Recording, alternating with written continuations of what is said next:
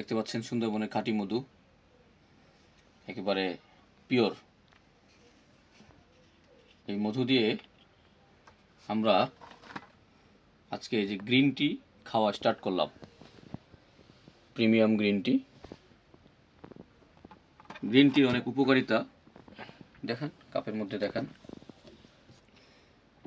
যে আমরা পরিমাণ মতো মধু নিয়ে নিলাম, বাস। বেশি পরিমাণে নেওয়া যাবে না, কারণ মধুর এটাও দেখেন অনেক গুণাগুণ আছে। ধর্মীয়ভাবে ইসলাম ধর্মে মধু এবং কালোজিরা অত্যন্ত গুরুত্বপূর্ণ দুইটি খাদ্য।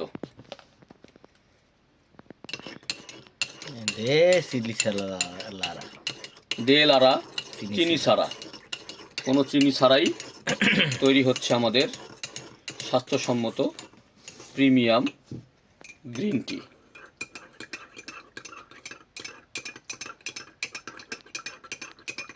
ওকে, ধন্যবাদ।